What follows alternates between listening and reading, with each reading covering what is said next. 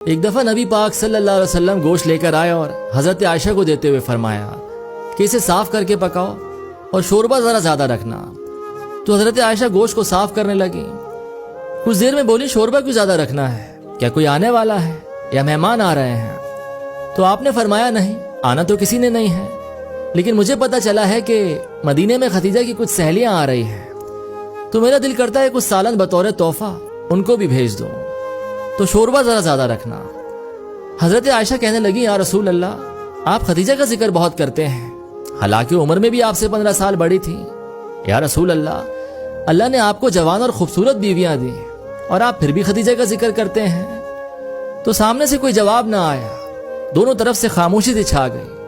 عائشہ بھی یہ جملہ بول کر خاموش ہو گئی اور رسول اللہ کے جواب کا انتظار کرنے لگی۔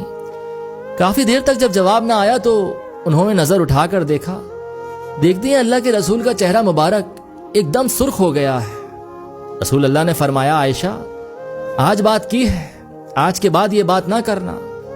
تو عائشہ کہنے لگی حضور کیا ہوا؟ وہ سرخ رنگ کا جلال آنسوؤں میں بدلا اور اللہ کے رسول روتے ہوئے فرمانے لگے، کہنے لگے عائشہ، تم ساری بیویاں سکھوں کے وقت آئی ہو، ختیجہ تو میرے دکھوں کی ساتھی ہے، وہ تو میری آزمائشوں تکلیفوں کی ساتھی ہے، اس نے تو میرے ساتھ کٹھن وقت بتایا ہے۔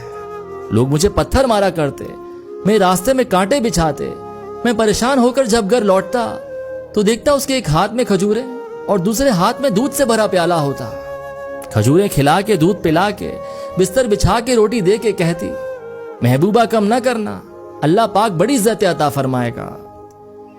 آج میں نے ایک قصہ پڑھا تو یہ سمجھ آیا کہ مرد کے لیے عورت کا صرف خوبصورت ہونا اور اس کا اچھا وقت دیکھ کر اس کے ساتھ رہنا محبت نہیں، صرف وقت گزاری ہے۔ اس کے دل پہ محبت کی مہر وہی عورت لگا سکتی ہے جو اس کے برے حالاتوں میں اس کے ساتھ کھڑی رہی ہو، جس نے اس کے ساتھ کٹھن وقت کاٹا ہو، اور یہ سب دیکھتے ہوئے بھی اس عورت نے ایک ماں کی طرح اس کا خیال رکھا ہو، پھر چاہے وہ عمر میں اس سے کتنی ہی بڑی کیوں نہ ہو۔ ایسی عورت کو مرد مرتے دم تک نہیں بھول سکتا۔